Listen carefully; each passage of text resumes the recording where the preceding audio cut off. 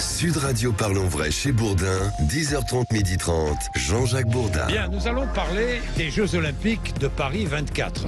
Alors pourquoi les Jeux Olympiques ? Parce que le projet de loi sur les Jeux Olympiques et Paralympiques de Paris est prêt et il va être ratifié par le Sénat, qui a la main d'ailleurs pour l'instant sur le texte. Que prévoit le texte ? Eh bien, dans un instant, nous allons recevoir Agnès Canayer, qui est sénatrice LR de Seine-Maritime et rapporteur du projet de loi relatif aux Jeux Olympiques et Paralympiques. Alors, que prévoit-on dans le domaine de la sécurité, par exemple ? Est-ce que l'on va aller jusqu'à une vidéosurveillance ? C'est ce qui est contenu dans le texte. Mais j'ai d'autres questions. Là, on n'a pas la réponse dans le texte. Est-ce que l'armée va être mobilisée pour assurer une partie de la sécurité ? C'est une bonne question. Et puis, sur le plan sportif, mais là aussi, c'est pas le projet de loi qui décide, c'est pas le gouvernement qui décide. Les athlètes russes et biélorusses seront-ils invités à participer ou pas ? Faut-il les inviter à participer ? 0826 300 300, vous avez votre avis sur la question. Mais pour savoir l'actualité, vous le savez, vous êtes sur Sud Radio le matin entre 10h30 et midi et demi. Avec nous, vous avez les intervenants, les acteurs de l'actualité. Bien. Mais je voulais auparavant vous proposer une petite histoire. Ça fait du bien de temps en temps de s'évader et de vous raconter ce qui est arrivé, par exemple, à un couple de jeunes Anglais, un jeune couple. Une histoire cruelle. Oui, cruelle, Félix Mathieu. Ces jeunes Anglais, ce couple, croyaient avoir gagné 205 millions d'euros à l'euro million. Je dis bien 205 millions d'euros. Sauf que leur ticket gagnant n'a pas été validé. Pourquoi ? Oui, ces deux jeunes habitants du nord de Londres avaient pris l'habitude de jouer le même numéro à chaque tirage. C'est ce que rapporte The Sun. Pour ça, ils utilisaient une application mobile qui jouait automatiquement la même série de chiffres à chaque fois. Un jour, la jeune fille reçoit un message qui lui annonce l'incroyable nouvelle. Leurs numéros fétiches sont tombés jackpot, 182 millions de livres sterling, soit effectivement 205 millions d'euros. Le couple a l'impression de vivre un rêve éveillé. Ils se voient déjà dans leur maison idéale avec des voitures de luxe. Ils appellent le numéro indiqué sur le message de la loterie européenne et là, patatras, l'employé leur explique que la série gagnante n'avait tout simplement pas été validée. Le couple avait oublié de recharger son solde sur l'appli mobile. Il manquait donc 2,50 livres, soit un peu moins de 3 euros, qui les font donc passer à côté de 205 millions d'euros qu'ils étaient censés gagner. L'histoire date de février 2021, mais elle ne sort qu'aujourd'hui dans la presse anglaise. La jeune femme confie avoir eu le cœur totalement brisé. La loterie n'a rien pu faire d'autre que les encourager à continuer à jouer. Le couple va continuer à jouer effectivement, mais avec de nouveaux numéros quand même. Oui, le couple qui jouait régulièrement, qui avait un compte sur l'appli mobile. Le couple a oublié de nourrir le compte, de mettre. Il manquait 3 euros. Oui, c'est ça, un peu moins. Le couple a continué à jouer. Oui. Gagnant. Tout à coup, le gros lot tombe, 205 millions d'euros, oui, mais bon, il manquait 3 euros. Fallait recharger. Non, mais vous imaginez, imaginez la déception. On vous prévient, vous avez gagné et tout. Je pense qu'on peut en faire des insomnies. Oui, ça c'est sûr. Il est 12h10, merci. Vous êtes sur Sud Radio, merci, à tout de suite. Sud Radio Parlons Vrai chez Bourdin, 10h30, 12h30, Jean-Jacques Bourdin. Bien. Nous recevons Agnès Canayer, qui est sénatrice apparentée LR de Seine-Maritime et rapporteur du projet de loi relatif aux Jeux Olympiques et Paralympiques de 2024. Bonjour. Bonjour madame, merci d'être avec nous. On va parler de plus en plus évidemment de ces Jeux. C'est une immense manifestation à organiser. Qui dit immense manifestation, dit immense problème à résoudre avant. Et vous avez au Sénat le projet de loi. Il sera ratifié la semaine prochaine au Sénat, c'est cela ? Oui, il sera voté mardi prochain. Mardi prochain, bien. Alors, mais nous allons regarder le texte, puisque vous le connaissez par cœur, ce texte. Alors, première question, la sécurité, évidemment. Tout le monde pense à ces millions de personnes qui vont arriver du monde entier pour assister à cette compétition. Puis il faut aussi assurer la sécurité des athlètes. Il y aura des milliers d'athlètes et de tous ceux qui encadrent cette compétition. Alors, que prévoit le texte ? La vidéosurveillance, vidéoprotection avec algorithme. Oui. C'est dans le texte. Je sais que ça fait débat, mais c'est dans le texte. Tout à fait. Vous avez raison de souligner que cette sera une manifestation d'ampleur inédite. Oui. Il y aura 13,5 millions de spectateurs, il y a plus de 10 000 athlètes. Enfin, c'est hors norme, les Jeux Olympiques. Ouais. Et puis c'est vrai que cerise sur le gâteau, quand même, on aura une cérémonie d'ouverture qui sera totalement inédite, en extérieur, sur 6 km de quai de Seine. Enfin bon, bref, on voit bien que c'est véritablement un phénomène, et ça sera phénoménal, et qu'il faut assurer une sécurisation à la hauteur, parce qu'on a toujours des risques, hein. Il ne faut pas se cacher, le risque terroriste est toujours présent, le risque cyber. Donc il y a des outils qui sont prévus dans ce texte, qui est un texte opérationnel, pour anticiper, parce que tout sera aussi dans l'organisation préalable et l'anticipation, avec des nouveaux outils qui sont des innovations, et vous l'avez cité, la vidéoprotection intelligente. Alors la vidéoprotection intelligente, ça veut dire quoi? Ça veut dire que les images, tout ce qui est filmé sera analysé en temps réel. Oui, alors tout ce qui est filmé par les caméras de vidéoprotection et par les drones. Ces images seront passées par le biais d'algorithmes qui pourront détecter et signaler ce qu'on appelle des événements prédéterminés, donc des comportements qui sont anormaux, et signaleront ça à ceux, forces de l'ordre, qui visionnent. Alors, les comportements anormaux, ce sont des mouvements de foule, par exemple, ou des attroupements suspects, ou, je ne sais pas moi, un colis abandonné. Voilà, il y a 3 types de mouvements prédéterminés, d'événements prédéterminés, des mouvements de foule anormaux, donc une foule qui va dans un sens inverse à celui qui serait logique, des personnes qui ont des comportements, soit parce qu'elles ont l'air de porter quelque chose d'anormal, elles sont complètement cagoulées, elles courent de manière aussi désordonnée, ou, vous l'avez dit, des colis suspects, des voitures mal placées, enfin des choses qui pourraient suspecter un risque terroriste. C'est indispensable, parce que je vois la gauche qui proteste, pas que la gauche, même la CNIL est très réticente. Hein. C'est indispensable. Comme le dit la gauche, c'est une société de surveillance. C'est une société de surveillance ? Non, c'est une société qui sécurise les grands événements. Il faut aussi bien regarder le cadre, à la fois du risque terroriste et à la fois de l'ampleur de la manifestation. Je pense que nous ne pouvons pas, entre guillemets, rater cet enjeu de l'organisation des Jeux Olympiques.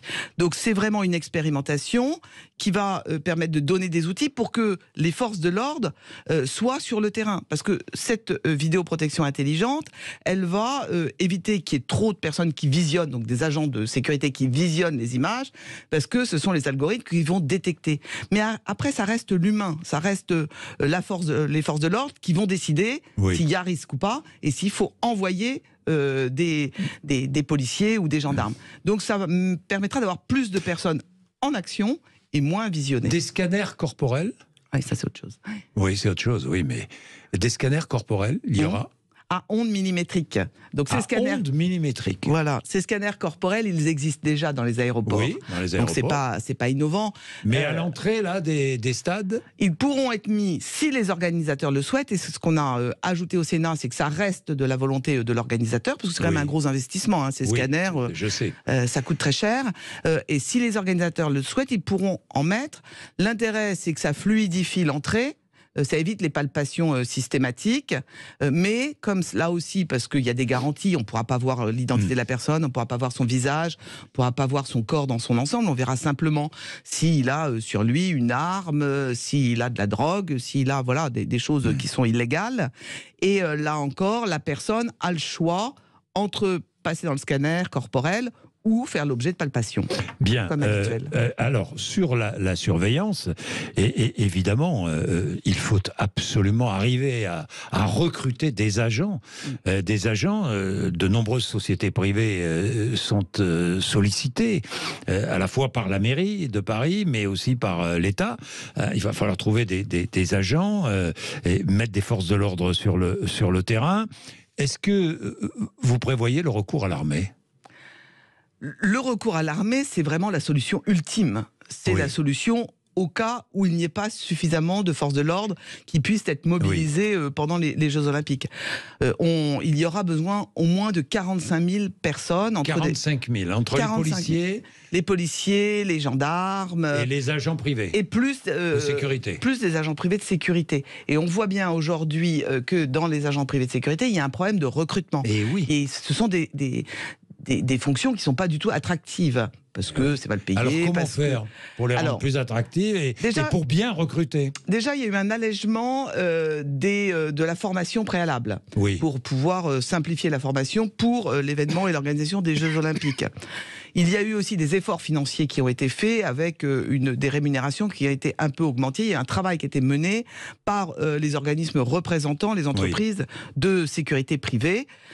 Maintenant, je pense qu'il faut aller encore plus loin pour faciliter le recrutement et surtout faire en sorte de s'orienter vers des étudiants, des jeunes. Pour pas de travailleurs sans papier comme sur les chantiers. Hein. Non, pas de travailleurs sans papier. Parce qu'il y en a sur les chantiers. Hein. Oui, mais là, pour être agent... C'est un vrai problème d'ailleurs.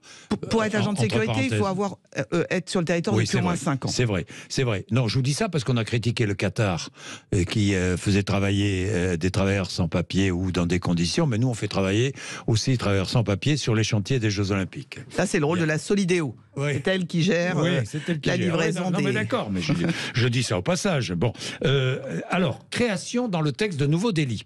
Oui. Hein, c'est indispensable. Par exemple, introduction illégale dans les enceintes sportives. C'est pas un nouveau délit, mais les amendes sont augmentées, j'ai vu.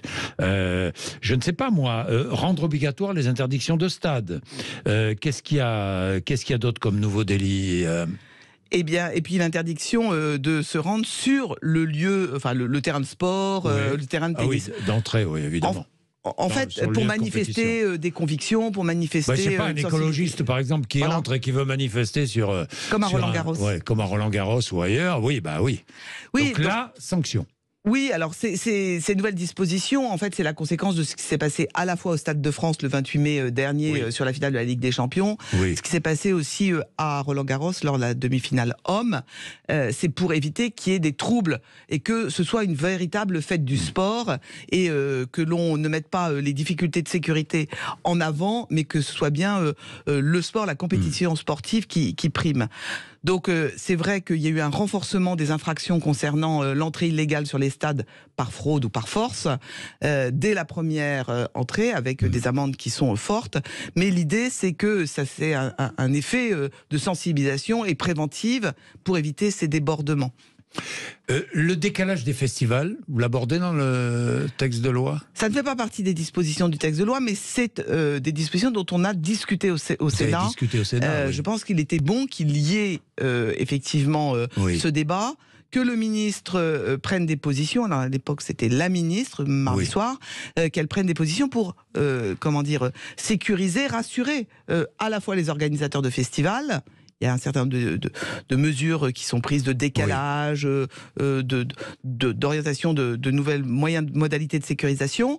Et puis les maires, les élus locaux qui ont aussi pas mal de manifestations pendant ces périodes-là, avec un autre sujet aussi, celui de la sécurisation des plages, parce que c'est aussi des forces de l'ordre. Et quand elles seront à Paris, elles ne pourront pas être sur les plages. Donc comment s'y prend-on ? Évidemment, la sécurisation des plages et les CRS se retrouvant sur les plages après les Jeux Olympiques. C'est vrai qu'il y a un problème de sécurisation pendant les Jeux Olympiques. Évidemment. Agnès Canaillet, vous n'avez pas votre mot à dire, évidemment, sur la présence ou pas d'athlètes russes ou biélorusses pendant les Jeux. Hein. On est bien d'accord. Vous avez vu comme moi la demande de Volodymyr Zelensky qui demande à Emmanuel Macron d'interdire les athlètes. Vous en pensez quoi ? Je pense que d'abord, c'est pas le choix d'Emmanuel Macron. Hein. Il peut émettre son avis, mais c'est pas lui qui décidera. C'est une décision du CIO. C'est le CIO qui décidera. Je pense que c'est trop tôt. C'est trop tôt. Alors si c'est une mesure qui peut permettre d'aller vers le chemin de la paix, on a tous envie effectivement que cette guerre cesse, cette guerre qui est à nos portes. Maintenant, je pense que c'est vraiment trop tôt. Si les JO, c'est quand même dans 18 mois. Donc d'ici là, les choses peuvent évoluer largement et on l'espère. Où est-ce qu'on en est ?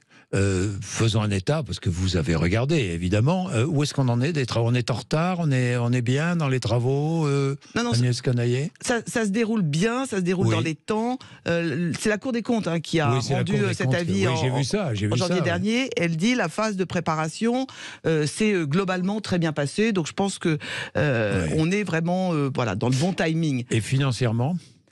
Financièrement, ça c'est une autre question. C'est vrai parce qu'on est déjà en débord. Oui, mais comme tous les chantiers... Ça va coûter une fortune, ces Jeux. Comme tout... C'est évident, mais il y aura de grosses retombées quand même, à la fois économiques et en termes de reconnaissance aussi de la France. Mais ce que je veux dire, c'est que en plus, aujourd'hui, tous les chantiers subissent à la fois des difficultés d'approvisionnement, des augmentations de coûts, de matières premières, d'énergie, etc. Donc les JO ne passent pas à travers les mailles du filet. Merci Agnès Canaillé, merci d'être venue nous voir, merci de nous avoir accompagnés depuis ce matin, depuis 10h30 sur l'antenne de Sud Radio. Nous serons là demain, évidemment, toujours avec le même plaisir. Merci André Berkoff.